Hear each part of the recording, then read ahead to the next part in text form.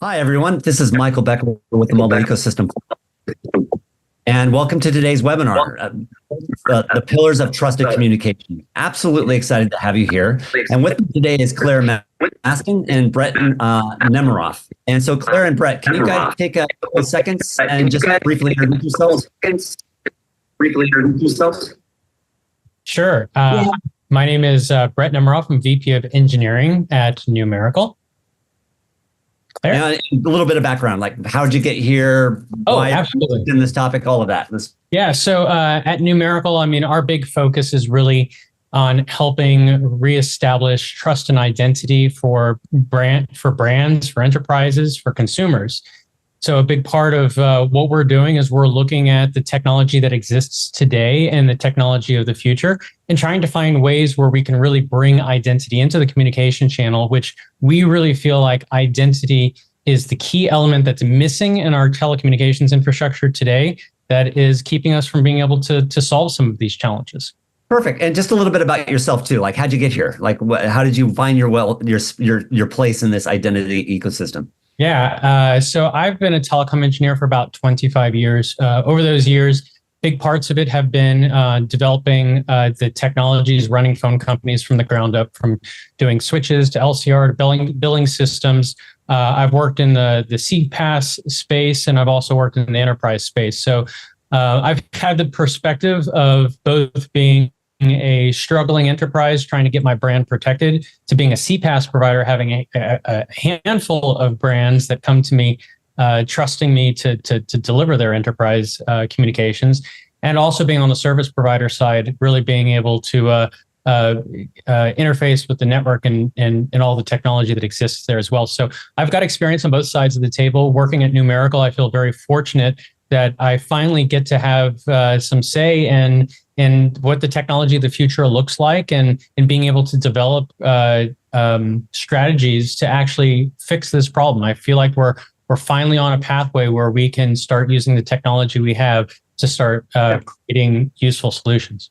Perfect. And Claire, how about you? Like, how'd you get here? What are you doing, and what's your contribution to the? Yeah, sure. Okay, thanks, Michael. Hi, Brett.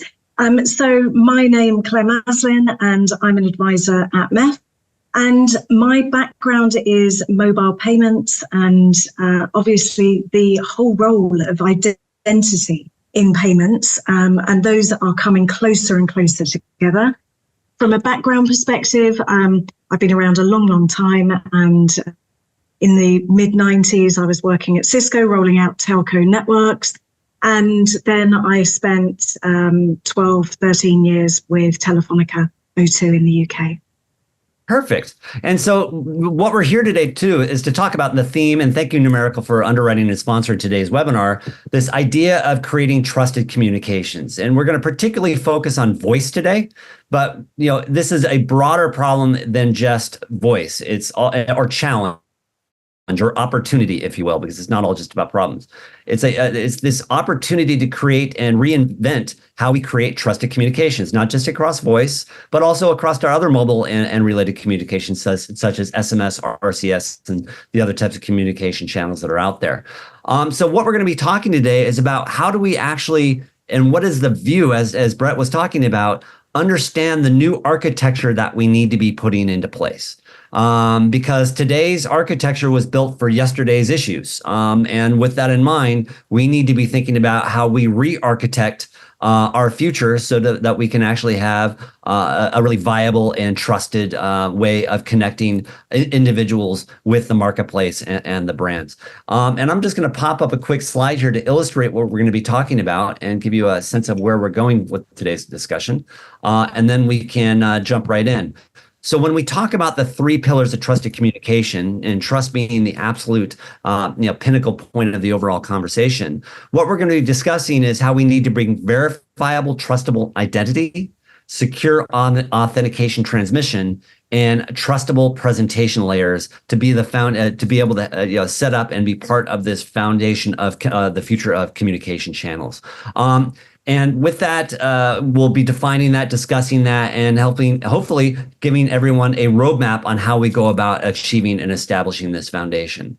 But before we go down that path, looks like we have our other speaker for the day, Divya. Welcome. Thank you very much for joining us. And can you give us a brief introduction on yourself and who you are, what does BICS do, and both how does BICS and how did you personally get here? Yeah, thank you, Michael. Thanks a lot. And good afternoon, good morning, and good evening, everybody. So I am Divya Wakankar. I am responsible for strategy and corporate development at BICS.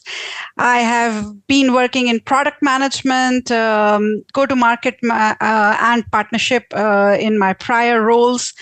And BICS has been at the forefront of transactional anti-fraud for a long time now. We also chair the I3 Forum Fraud Committee there. We are extremely, live in terms of helping our customers in making sure that they are not becoming the fraud, they are not being attacked by fraud. So that's where BICS has been playing a role for messaging, for voice, I think more than 15 years now. And we play a very active role. We have solutions and components that we work together in B2B market, BICS being carriers of the carrier, a communications provider in the world. We help our customers to make sure that their systems are safe, their transactions are safe when they are communicating with their customers. So Perfect. That's the role that BICS is playing in the market. And I look forward to this discussion. It's very interesting. We are talking about the entire customer journey from, the technology aspect, from the commercial aspect.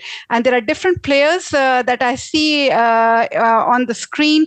And I think we all can bring, different expertise on the table. And as fraud and security is a spectrum, I think there is a role to be played by each party there. Wonderful. Well, thank you for that backdrop. So let's jump right in. So Clara, can you help set the stage for us? As we think about this desire to create trusted communication channels and secure communication channels, what's the problem? How are consumers or the connected individual being challenged? How are enterprises being challenged? Divya is going to be talking a little bit about that. How are governments being challenged? Let's set the stage of the problem that we're trying to solve and the opportunity we're trying to open up. So Claire, okay. All right. So I think, this is such a huge topic about trying to establish trust, isn't it? It's massive. And we hear about it constantly that trust has eroded. So we're living in an environment where everything is connected, but do we actually know what goes on in the background behind all of those connections? And if we simplify that down and bring it to phone calls, I think the Information Commissioner's Office classes nuisance calls under two brackets. So the first is the unsolicited, the annoying cold calls that you've not opted in for, you've not signed up for, the marketing stuff. So those often come through as unidentified numbers. And, as a consumer, but also as a professional in this industry, I know people hit the end call button. We don't want to accept unidentified calls. So to me, that's bucket number one. Bucket number two is perhaps the more sinister end of this, where numbers are being spoofed, brands are being misrepresented because bad actors see that there is a potential for financial gain. So I see a number pop up that looks vaguely familiar. It might be one digit off from maybe my bank's usual number. And I answer that call with goodwill.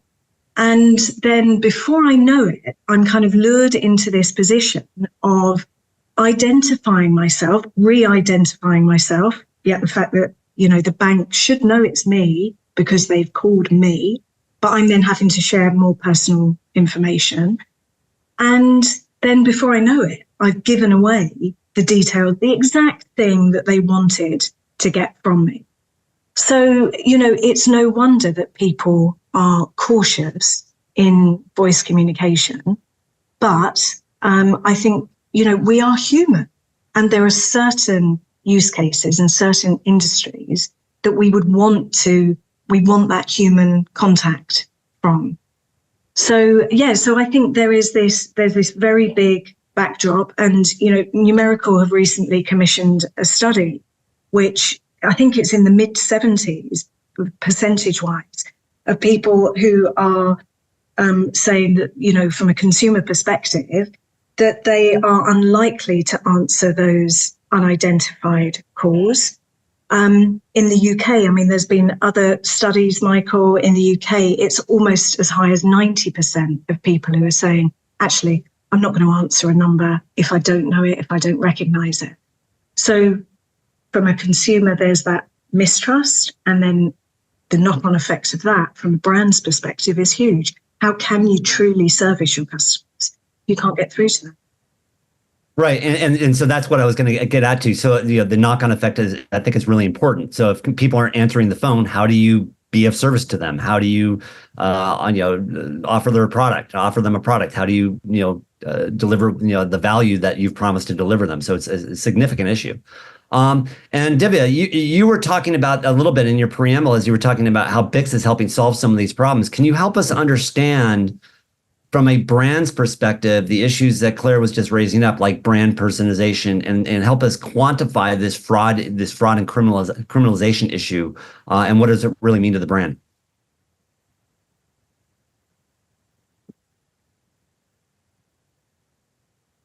Divya, you're on mute.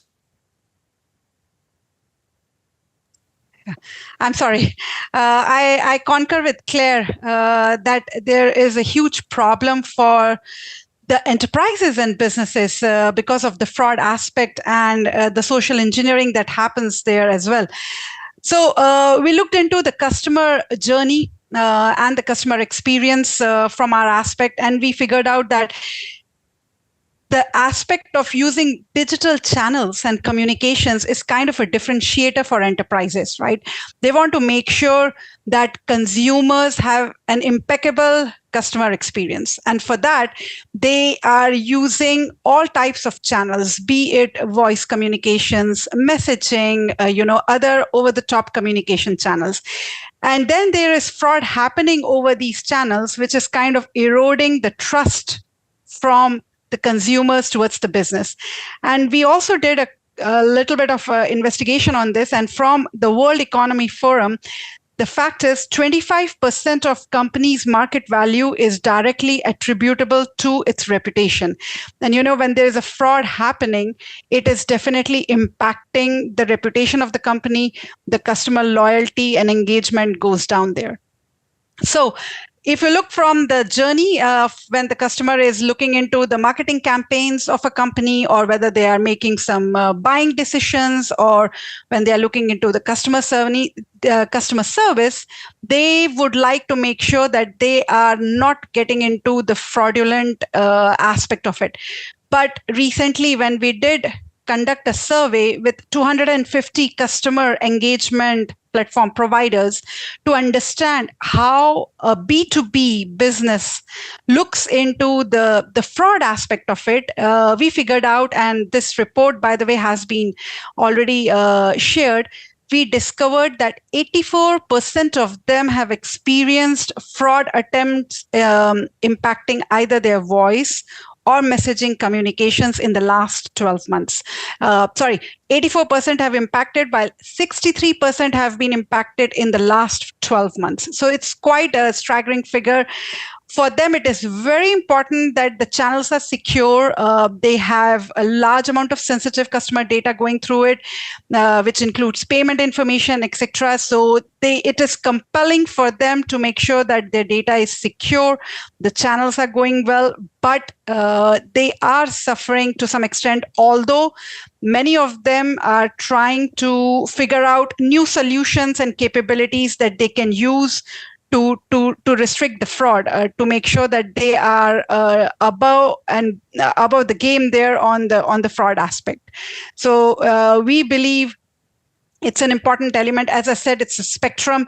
We have to make sure that from the device aspect to the transaction aspect and to the business, we have to make sure that the fraud is well attended, and we are having all types of solutions to take care of it. And can you define, you use the word impacted. Can you define that a little bit more? What does it mean for a business to be impacted? Yeah, so as I said, right, it is impacting their top line, their reputation, the loyalty of the customers, the engagement of the customer goes down, and that has a big impact on business, right? So, and you can relate it to their ARR there. So for me, it's if you look into that, I would say their market value, which is related to their positioning and their top line. Okay. So I mean, so it is absolutely quantifiable. And it relates to both top line revenue as well as bottom line revenue and costs. And more importantly, there's another research. Callsign has a wonderful study out too that said when we do not trust, we as citizens, we as society are not trusting, it's actually significantly impacting GDP. And in fact, if you can improve trust by I think as little as 5%. You'll increase GDP on average by about $3,000 per individual in a country. So this trust plays a really important role. And I'd like us to take a step back before we move on to Brett to really define what we mean by trust. And I just did some academic research myself on this. And one of the three things we learned about trust is there's kind of three components to trust. This idea, does the entity that we're going to be interacting with, do they have integrity? Are they benevolent? Meaning that, do I perceive that they have good intentions to be of service to me? And do they have the ability to actually be trusted? And in fact, can I be vulnerable with them? And if they do hurt me, will they remunerate? I mean, that's kind of the foundations of what we know trust to be. And as Claire's point and Divya's, your point is, when we can't trust this communication channel, when I don't understand that necessarily the integrity of that entity that's trying to reach out to me via a phone call, if I don't understand or cannot trust or predict their benevolence to me, and if I don't believe they have the ability to actually be of service to me, what does that do? As Claire pointed out, well, we just don't answer the phone.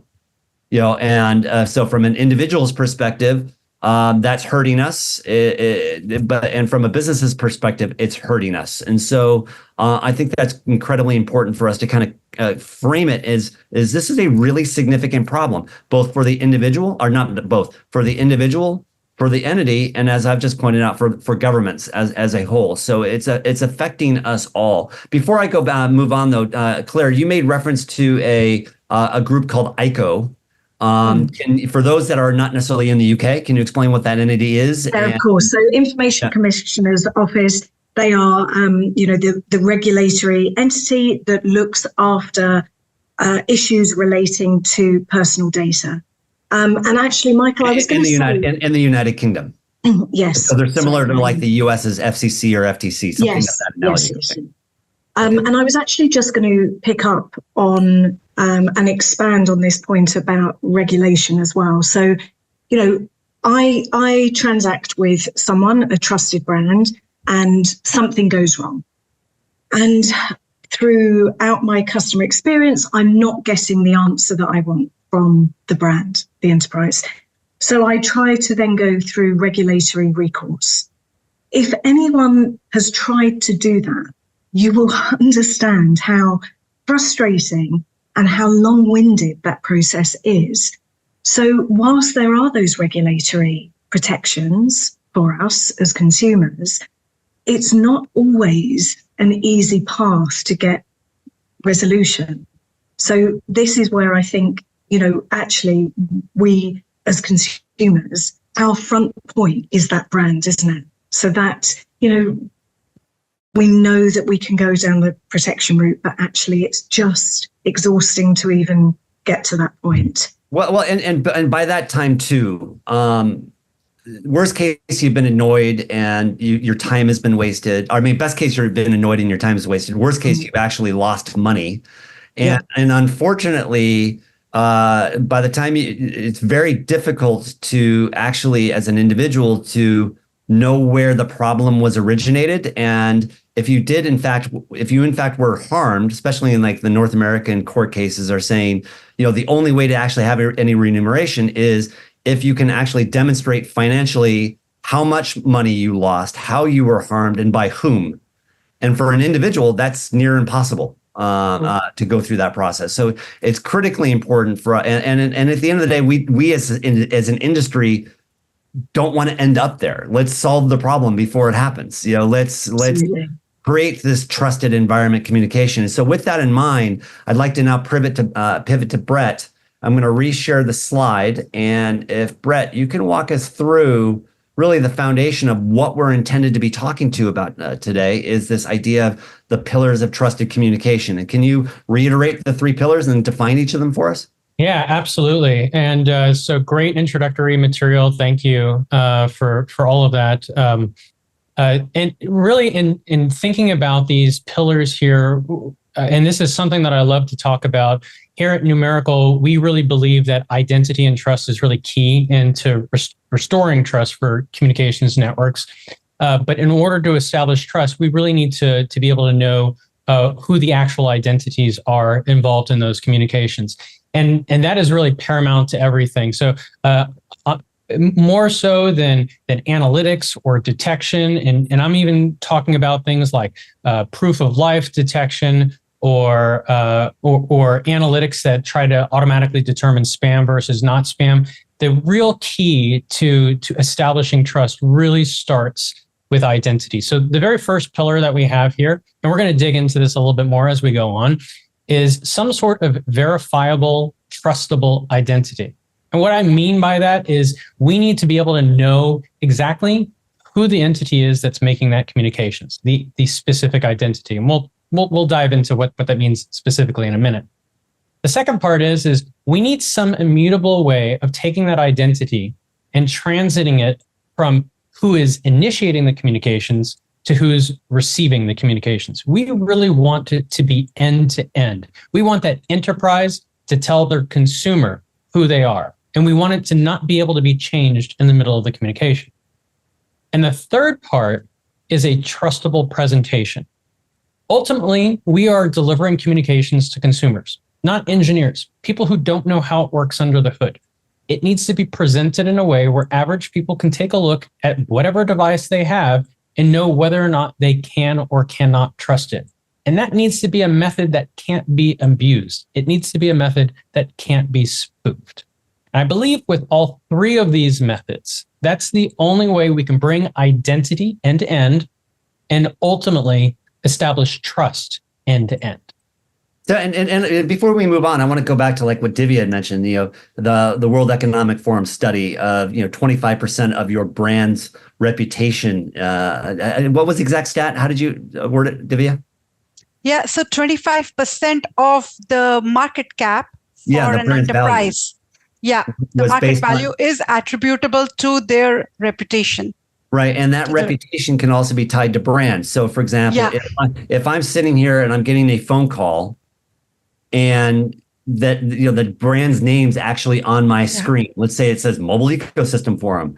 Well, you know what? I want to be confident.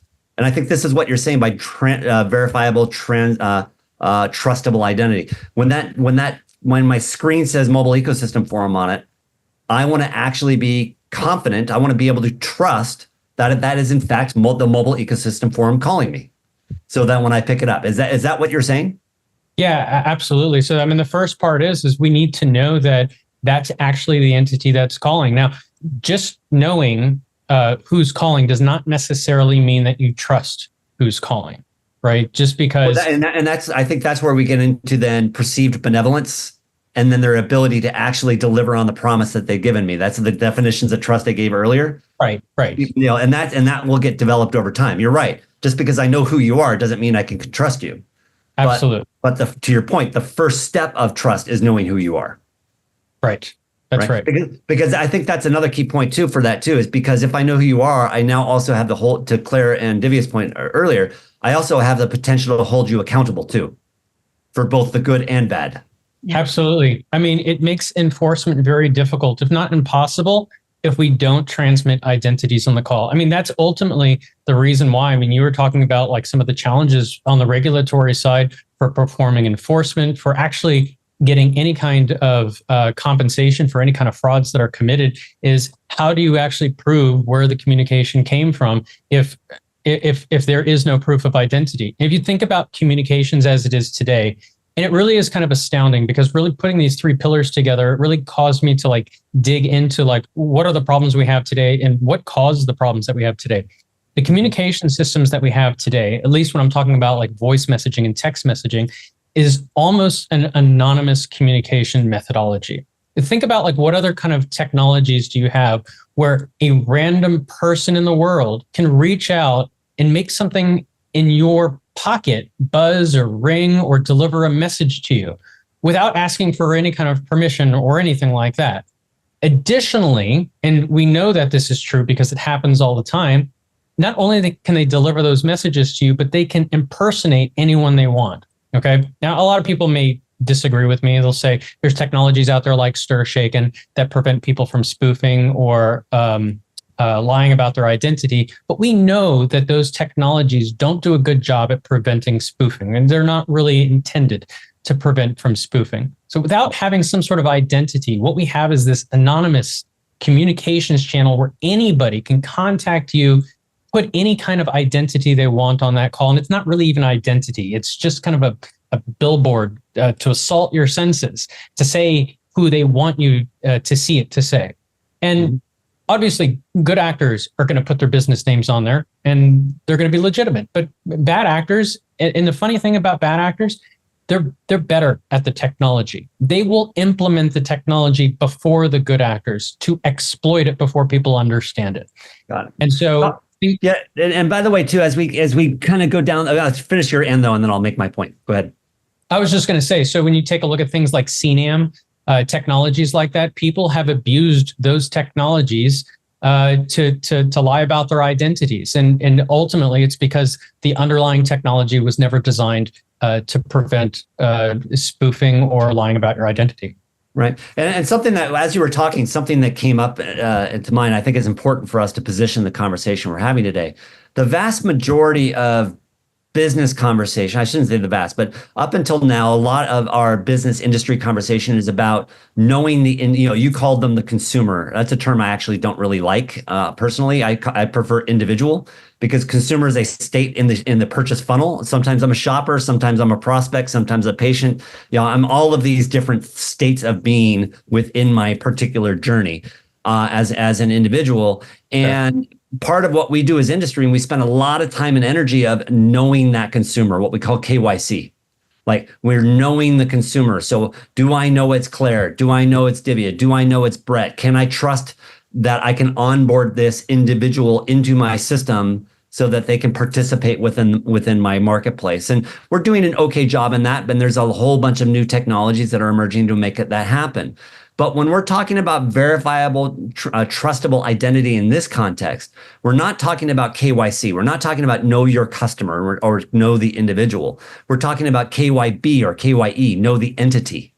And this is a new type of, relatively new type of identity, where the individual at the other end of that communications could say, wait a minute, you get to know me cryptographically. How do I get to know you cryptographically? And that's what we're really talking about, are we not, Brett? How do we actually give the entity, an organization, a business, a brand, a verified credential, a verified identity that then can be transmitted through the communication, so that I, at the other end as the individual, can actually say, yep, that's Coca-Cola. That's Procter & Gamble. That's Unilever. I know that business to be true. So therefore, I will interact with them. And then it's up to them to actually deliver the proper service and build the reputation and teach me to trust them.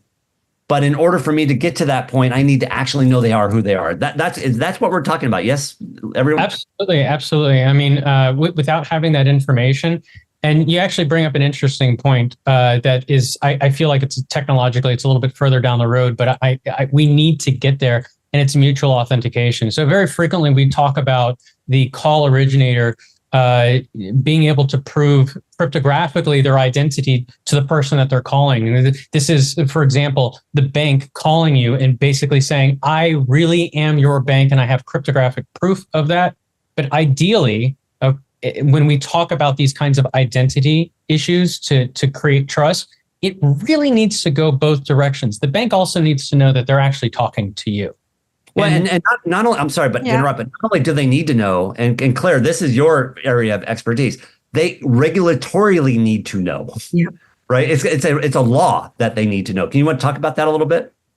Yeah, and Michael, I mean, I think you're absolutely right. We've spent so long as an industry focusing on KYC, and we've not spoken enough about KYB.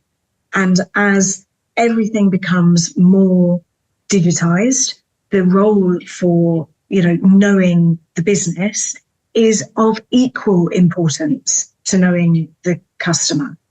And yeah, I mean, from a regulatory perspective, we put our faith in the regulator to ensure that these businesses that we're dealing with, especially financial organizations, are going to do the right thing. They're going to be honest, and they're going to store our data correctly, and they're going to communicate with us in the correct manner. And, sadly, sometimes that stuff, it goes awry. And, I've fortunately only once, but I fell victim to something, and it was an emotive thing. That's the other thing about all of this. I think often these transactions are when it's something emotive. So my case in point, would you believe, was a woman that was buying a dog. I'm sure there's a joke that could be made up about this, but, the unraveling that and going through the regulatory hurdles to try and get my money back, I gave up. Yeah. And, I think as financial services, fintech, we have banking as a service, we have platforms as a service, we have fintech as a service, we're dealing with more and more entities. And, I think the regulatory landscape is getting very, very complicated. Well, and a couple of points on that. So again, the regulations are there to help us. They're there to guide us. They're there to give suggestions. And then where the risk is really great, such as in banking, they're there to actually not only suggest, but hold us accountable. But as I think what's a challenge in today's marketplace, it's really about risk management and risk assurance, and where a lot of the problems come into play is not on the banking side. It's when I get that call for that T-shirt that I just bought, and the customer service agent suggests that, hey, can you give me you had a bad transaction? Can you give me this information? I get phished. That then goes up the chain. That then financially harms me in my bank account. So it's actually the less perceived risky transactions that are actually the ones that where we actually, or in the case of like just this week, the AT&T hack, where it's customers' numbers and phone numbers were out there, and there's another great situation. You now have all of your phone numbers out there. You also have the social graph of which phone number called which phone number. And unless we can start creating verifiable identities in the future of communications, in a year or two, that data that's floating out there could be very harmful to us. And I think that brings us back to the conversation today. And Divya, before, just to let you chime in a little bit, you were talking about, like, in the nature of BICS too, there are solutions that companies are doing today to help solve some of this. Can you give us a couple minutes to help us understand the current state? And then I want us to bring us back to Brett to talk about what are the new pieces we need to do to re-engineer our architecture to combine current state with future state. Yeah, indeed. Michael. So I would like to chime in on the regulation aspect as well, because BICS is anti-fraud, for the transactional side, but we are also a cloud telephony enabler for many UCaaS and CCaaS solutions, unified communications platform, contact center as a service, and these are the solutions which are basically in enterprises, right? They are using these solutions. And as we enable cloud telephony around the globe for these solutions, we work with regulators quite often in the industry. And regulators are working on this problem. I must say that they are trying to play their role, making sure that the allocation and sub-allocation of resources are being well defined, and they are doing the right level of understanding the KYB, as you talked about. There are regulations to do KYB in the market, right? So to make sure, and as we know, right, so you're shaken in the US, we are quite aware of that, but it is also coming up in France, for example, right?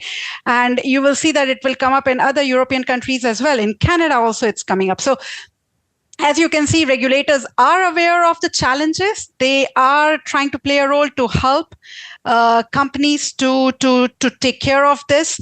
But I think the value chain, we have to make sure that we collaborate across the globe, right? Because this is not a one country or one region problem. It goes across the globe. So we have to make sure that we work together as all parties in the chain. Also, there are security that can be enabled at the network layer, right? Because the providers like BICS, we enable security, which is the TLS encryption capabilities on the backbone that we have today, on the trunks that we have today, to make sure that nobody can spoof in, right?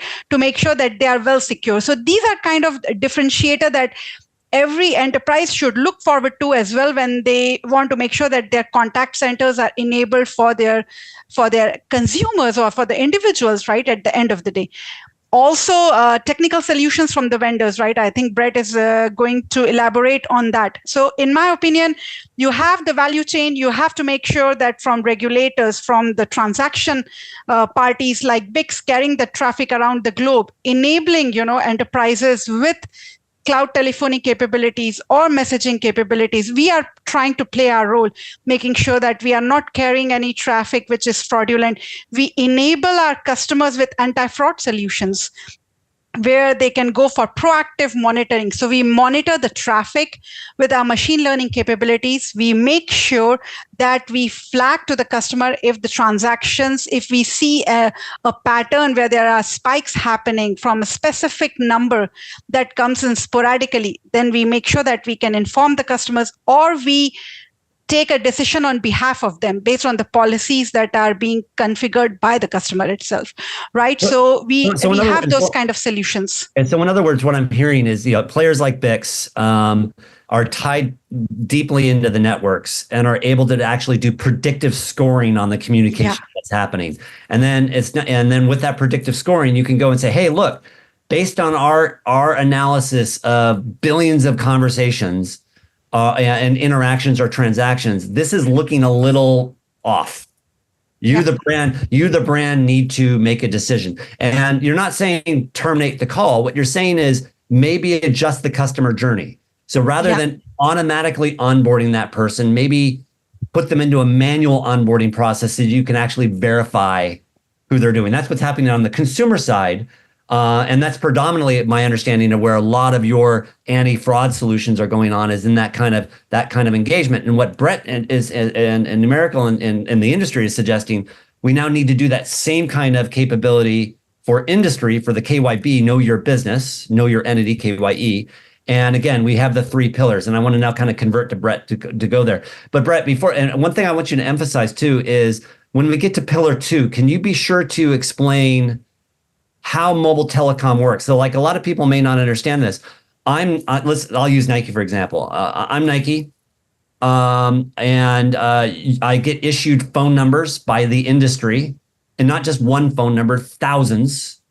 And then I take those phone numbers that have been issued to me, Nike, the company, and I hand them over to my call center in India. And that call center then on my behalf, I've delegated authority to them on my behalf to make phone calls to be of service to my customers in the United States. And so the point there is that phone number gets issued to an identity. That phone number then is going through multiple networks, not necessarily all owned by the same player, to then go back to the individual. And there are points of weakness within that chain that are causing part of many of the problems today. And I think it's the solution that we're presenting here today is how to address some of those points of weakness in that type of architecture that we have today. Is that not the case, Brett? Absolutely, and what you described creates some of the core complexities in being able to identify whether or not calls are spam or not spam. For example, when Nike takes those numbers and gives it to an overseas call center, and then they make those calls, is that overseas call center, does it really have the authority to make calls on behalf of Nike? And who would know that, right? Is it the terminating service provider? Is it your mobile carrier that would know about that business relationship? Is it the customer who's receiving the call from Nike? They don't know anything about this. And more importantly, at the end of the day, when that Amazon delivery person is standing in front of my house, or I'm not even home, and they want access into my garage to be able to put the package in my garage, does that entity, that individual, or that AI bot, or that drone have the delegated authority by the entity Amazon to take that action? And will Amazon be accountable for the action of that individual? And can I hold Amazon or Nike or brand or Acme or whatever you want to label it to have the entities representing them to be accountable for their actions? And so at the end of the day, what we're also talking about that new concept as well, delegated authority of the entities representing the entity. And it's not just human beings, it's also bots now, it's also chat bots, it's also AI and all of the other interactions. And can we actually have that type of authority? And that's really what we're talking about today, no? Yeah, well, one of the things I wanted to go back to is a lot of the analytics that are done today are based on phone number, right? And even the question that you pose here, does the call center have Nike's permission to make this phone call? The problem is that everybody's so focused on phone numbers. Why are people focused on phone numbers? Well, we've been looking at caller ID since the 80s, right? And caller ID was based on phone numbers. What shows up on our phone when people call us? Phone numbers. We're used to looking at phone numbers, but phone numbers are not an identity. Phone numbers doesn't tell us if it's a BPO or an enterprise or if they're authorized or what. Phone numbers can't be the source of information. Now, right now, without the... I don't know, though. When that number pops up on my screen, it's my mom. I'm going to, do I really want to pick that up right now or not? So it's a proxy to identity, but it's not identity, is what you're saying. It's a proxy to identity that we know 100% has been used to perpetrate frauds. We know people lie about it. The good actors probably aren't lying. Okay, that call center overseas probably is legitimately calling on behalf of Nike. The bad actors, they will put whatever phone number they want into the phone call to get you to answer the phone. They will find a service provider that is willing to sign that call with an A-level attestation, and there's service providers that will do that.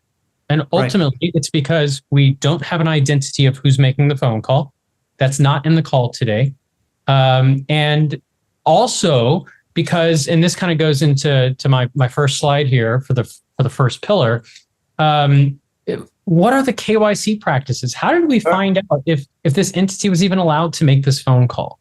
Right. So let's pause here then. I'm going to pop the screens back up, and you've got 4 slides that you're going to walk us through to help us understand that. You're going to define each of these 3 pillars, and then on the 4th slide, you're actually going to show us what that could look like.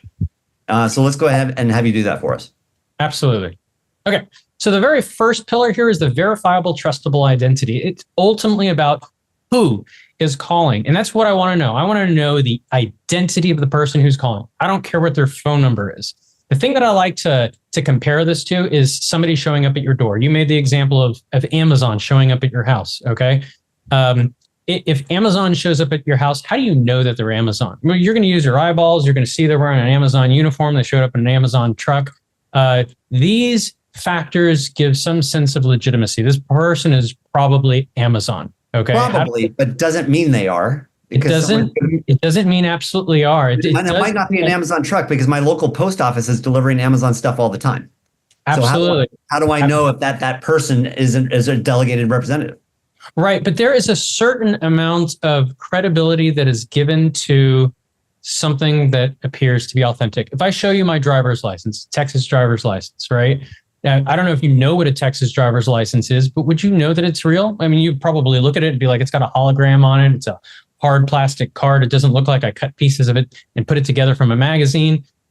you would probably say that it's legitimate. There is a certain psychological aspect to looking at something that appears to be authentic, where we immediately give it legitimacy, right? And at one point, caller ID looked like that. It's like, oh my God, this name shows up on my phone, and the phone company sent it to me. That must be real, right? Mm-hmm.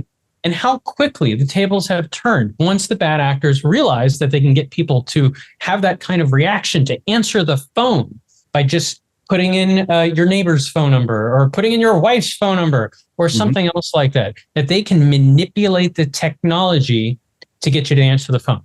Well, and honestly, to Claire's point earlier too, and let's say I do answer the phone, and with today's deep fakes and AI, it could sound like mom, it could sound like the representative that I've been working with for years, and I honestly, as a human, cannot tell the difference. Right. From that audio conversation. And you shouldn't have to be able to tell the difference. And there's plenty of companies out there that are deploying technologies to be able to help you tell the difference. That is going to be an endless cat and mouse game. The real key is having a cryptographic identity under the call. You want to know who is making the call, and you want it to be something unspoofable.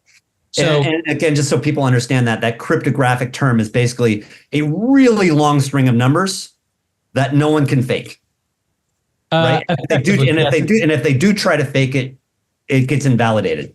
Well, and there's a handful of different technologies out there for producing these kinds of verifiable identities, and some of them are more sophisticated than others. W3C, for example, has some great verifiable credentials methodologies for transmitting that kind of information. But the whole idea is you want to be able to transmit. Before you, I also remember this too. Divya earlier had talked about how there's all these different types of methodologies. Glyph is another one, and in fact, there are over 300 global regulations requiring verified legal entity identifiers. At that higher level risk level. But the issue, I think, also, if you can talk to us a little bit about them, Brett, is there's a scale of these, right? Getting a VLEI takes a week or two. It's expensive, relatively speaking. But when you're talking about the 3.1 million businesses that are out there, we've got to also find a solution that happens at scale, and happens at a certain and an appropriate cost effectiveness. Not to mention the 5.2 billion, unique individual mobile users out there. So this is a scale issue too, not just a certain type of technology issue. Absolutely. But one thing that I do want to point out is that if we're going to do this, we have to do it right. And we have a limited number of shots to get this right. I'm going to talk about this a little bit later when I get to the last pillar there. The reality is that we've already eroded trust with consumers, with individuals, as you would say, by methodologies that we've already put out there. For example, if I say stir shake, and probably a lot of people are going to feel like, well, that was a failed experiment. And it's a failed experiment because people misunderstand what it's good for. And a lot of people implemented it for the wrong reasons. One thing that Stir Shaken is really, really good about is telling you what the carrier is, or who the carrier is that put the call onto the network, right? It's very, very good about that. And that is very, very hard to lie about. It is not good at preventing spoofing. It is not good at preventing identity hijacking. So it doesn't do. Let's go to the next pillar on that then. So let's say a call does get into the network, great. But now, how do I make sure that call or that message that's now being transitioned through the network consistently is still the entity that initiated and originated it? Okay, so once we have a verifiable identity, and it's really important on how those verifiable identities get created. You had mentioned VLEIs. That's a great technology that's out there as well. But it all comes down to KYC. And when I say KYC, I'm talking about know your customer. Okay. The problem is, and Divya had kind of mentioned some of this too. Everybody has to do KYC these days. It's KYC here, KYC there. These are not new requirements in the industry. Banking's been doing this forever for pretty much the same kinds of reasons. But to do KYC, you have to be very stringent about it. You have to have a policy for it. There's a lot of companies out there that say, they signed a contract. We've done KYC. I know who they are. That's my KYC. Right here, here's their signature. I got an address. We're done. Right? the definition of KYC is all over the place. It's not very well defined. One of the things, and this is linked in the presentation here, Numeracle has published model standards for KYC. If you don't have a KYC policy, we've got one that you can use, okay?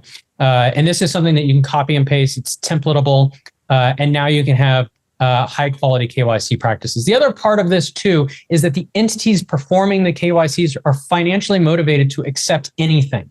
When you have a service provider performing the KYC themselves, they're just going to accept anything because they're financially motivated to take on that business. So it makes good sense in a whole ecosystem to be able to have separate entities performing the verification of identities versus actually attaching those identities onto the phone call. So what I'm hearing is we need another webinar that just talks about pillar one for an hour or more. But we could probably do separate webinars on each one of these pillars. Yeah. So, but on that note, so we kind of wrap. We got about 10 minutes left. So let's think about then. Okay. What does it mean for us to sign the message or sign the call and have that carry out throughout the network using the Nike example from Nike to the call center into the US to the consumer? Like, what do you thought? So ultimately, what we want. So let's say we've verified Nike. We know Nike is really who they are, and we give them a verifiable identity that they can put onto their phone calls. We now need a technology to be able to take that identity and make it go all the way to the other end of the network. And it needs to be standards-based and widely supported. That's really important because we don't want it to get dropped in the middle of the phone call. It also needs to be immutable end to end. We need to make sure that the service provider or all the intermediate providers can't do anything to change that identity. And then ultimately, we need to figure out, like, how are we going to trust this particular information? The terminating service provider certainly does not know the entire world of trustable entities out there. So what we need is some sort of mechanism where we can establish circles of trust. In the United States with Stir Shaken, for example, the STIPA establishes a circle of trust by basically saying the only way that you can get a certificate to do Stir Shaken is if you get a cert from one of these 10 or so CAs that exist in the United States. Okay. That way, a terminating service provider can really easily take a phone call and say, did this come from my circle of trust? Check, I allow it, or it didn't, so I'm not going to allow it. Or I'm going to indicate that it's not trustworthy. So circles of trust is a big issue. We could have an entire webinar on circles of trust, how to establish circles of trust. Fundamentally, with a circle of trust, you need to be able to transmit that identity from an end to an end, and you need the endpoint to be able to cryptographically prove the identity and not have to actually phone home and see if this is somebody that we know about. We want that identity to be able to be attached to the phone call and to be able to be identified on the terminating service provider side, whether or not that identity is legitimate or not. Obviously, and the last bullet point you have here, I think is really important. This international consideration. Every country's got different rules and laws. Right. And Claire, you want to comment on that a little bit, especially from your payments view? I mean, it's pretty complex, no? Yeah, it is. But there are obviously, constant forums where regulators will share best practice and get together. But I was just going to say, picking up on what Brett has done a really great job of kind of explaining this. When we used to talk about payment security, we used to use the analogy of the onion, and you're peeling back the layers when you're looking at software security versus hardware security. And actually what we're saying here is that, there need to be policies and processes at every step of the way. There needs to be that true understanding of the value chain and trusted entities at every step within that value chain. And then the point about standards base is really significant, because that should be where we get the global traction with this. If we can get standards that are recognized at a global level, it should mean that these transactions work wherever your data centers are, however your call is routed. That should be the kind of the governing layer. Right. And another reason why standards are so important, another term that I think it's critical for us to consider, is interoperability. It means this system can connect to this system and things can flow seamlessly. And again, because we're running out of time, so I want to point this out. Another analogy that's coming to mind is this: it's like putting a stamp on an envelope. And that stamp needs to be on the envelope throughout the entire mailing chain so that the post office knows to deliver it from one end to the other. And if that stamp falls off, has it been paid for? Who did it originate from? Or the sender receiver addresses? If the address on the envelope, the receiver, the sender stuff in the top left corner, and the receiver in the middle, if either of those labels fall off, where does the message go? If either of those labels get changed, where do those messages go? That's what we're trying to do, but in digital, is to make sure that those elements are secure and to your point, immutable, unchangeable. So let's say we figured this out. Let's say we now have the ability to both identify the individual and the entity, and which we do. By the way, all of this technology exists, everyone, so we can have these conversations post-webinar as well with Numeracle and Divya and Claire and myself. Number two, we make sure all the stamps and all the things are affixed to the message so they don't get torn off in the delivery of the process. Now it gets to the individual who doesn't care about anything that we've been talking about. They just want to know, it is that brand that's calling me. I can trust it when I pick it up. And that's the next issue that you've raised, Brett, is like, how do we actually make sure that visual representation or audible representation of the individual is something that I can actually react to? Yeah, so the third pillar is really, really important here, is trustable presentation. So ideally, what we need to do is we need to tell the individual receiving the communication whether or not they can trust this information. They're not engineers. They're not going to look under the hood. They're not going to be able to see the other end of the call and see if Nike is actually calling them or not. So for a trustable presentation, what we know we've got here is it's got to work with existing devices. We're not going to ask everybody to change out their cell phones or even to upgrade their firmware necessarily. That's going to be a hard thing to do. So it's got to work with existing devices that are out there in the state that they're in. And it's got to convey trust using methods that those devices support natively without the user having to download an app. The users aren't going to download an app. A very small percentage of the users might download an app. If you have apps out there, there's going to be competing ecosystems. If we have competing ecosystems, we cannot cover the entire ecosystem to properly protect individuals. I'll give you a great example of that too, just in terms of adoption. You know, we've had QR codes for 40 years, right? But until the camera of the phone could actually detect a QR code without needing an app, there wasn't really any takeoff, right? It's just got to be seamless and easy and intuitive. And requiring someone to take action to be able to trust is not a good scalable solution. Right. So what, give us an example. So what is this new novel presentation look like? So these are examples of actual phone calls that we're doing now today. Now, this methodology is using the CTIA's BCID or branded calling ID ecosystem. And this is something that Numeracle is very heavily involved in the development and implementation of right now. What you're seeing here on your phone, on your screen right now, is the screenshot of the phone on the left. There is an iPhone. In the center is a Moto 2022, and the one on the right is a Samsung phone.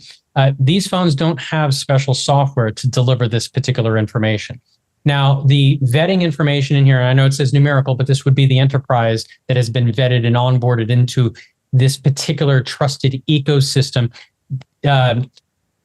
This particular ecosystem requires very stringent, very detailed KYC practices. If you're going to present it this way, there is a contract that details the methods and procedures for vetting the particular enterprise information. You cannot. So when you're saying KYC in this context, it's not know the consumer, me, Michael Becker. It's know that Numeracle is actually Numeracle, and they're not going to be able to present a logo or a phone number like this unless we've proven who that company is. So yes, it's know your entity, not a know your customer in that context. Yeah, this is a KYC. KYC is know your customer in this particular context. This is the person who's calling. For example, this would be Numeracle as the enterprise. This would be MEF as the enterprise, or Nike as the enterprise, right? And what we're trying to do, and this is really, really important, is there is a new and novel presentation method. You as an individual, as a consumer, probably haven't seen this before, but if you've got a business relationship with Numeracle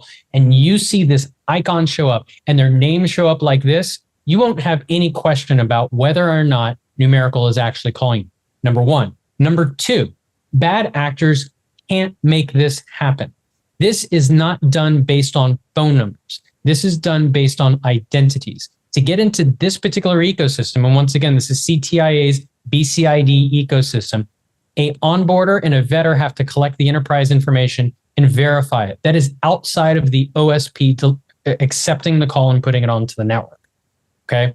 The OSP uses a signing agent to pull that vetted information and to put it onto the call cryptographically. The only way they can do it cryptographically is if they are contractually bound within the ecosystem. So this is not something that any OSP can do without becoming an active participant in the ecosystem.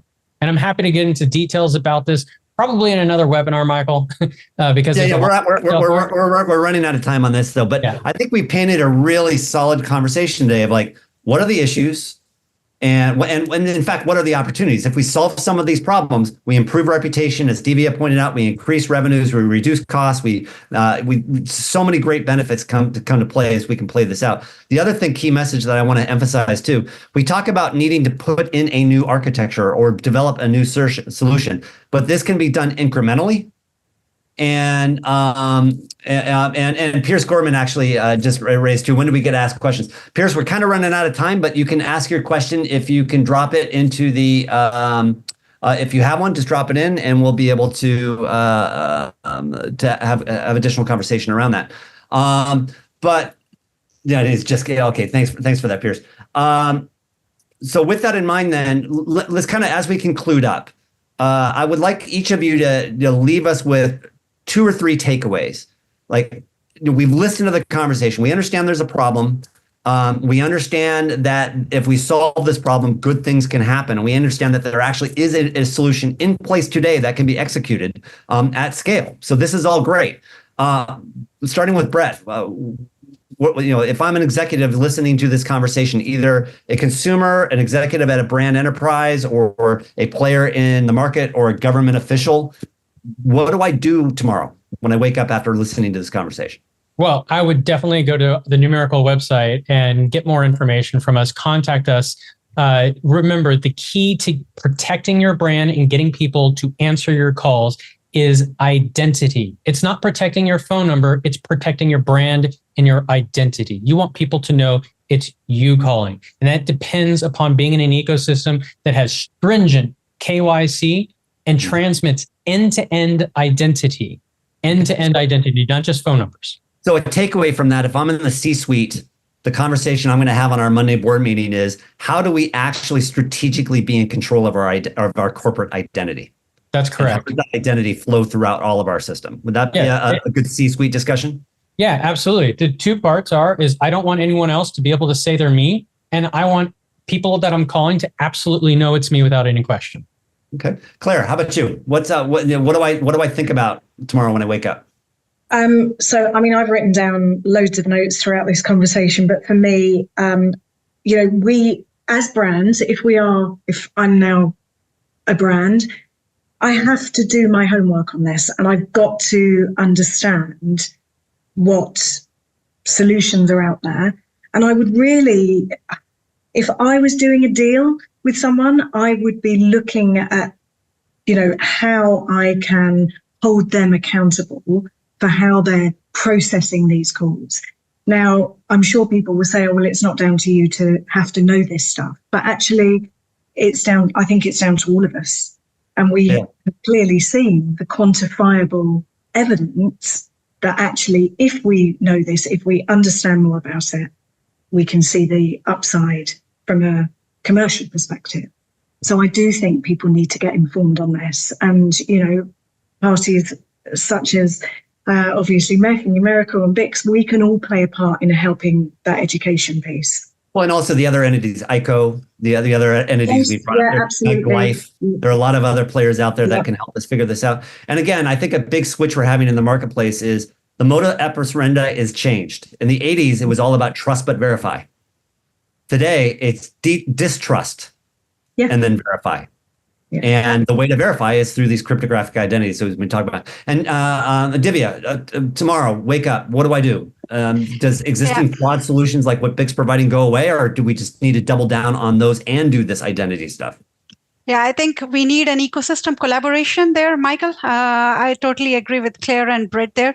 And it not only is with a technical vendor, right? It goes across the chain. It is from the regulators to take care of it, from the providers like BICS, who are telephony providers, who are taking care of the traffic across the globe, who are doing that for you.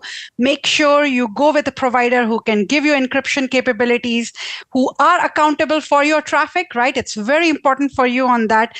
And then we have the I3 Forum, MEF, GSMA, they all would like to make sure that the ecosystem is safe and secure, right? And like CTIA as well, the branded ID program, Numeracle's helping lead.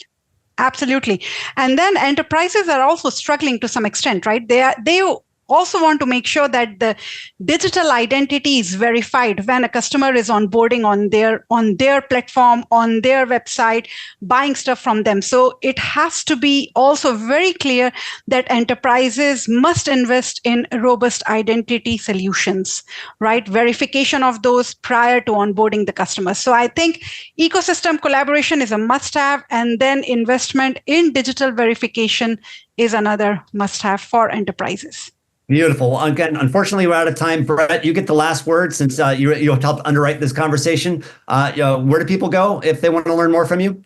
Come to our website, numeracle.com. We would love to help you out. We've been helping companies with their brand reputation and working very closely with CTIA on coming up with new technologies for bringing identity into calls. And that is what we need to solve these problems. Identity. Absolutely fantastic. Everyone, thank you very much. Thoroughly enjoyed it. And we'll have to get those other webinars scheduled and up and running on each one of the pillars individually. Sounds good. Thank you, Michael. All right. Thank you. Bye-bye. Thanks, everyone. Bye-bye. Bye. Bye-bye.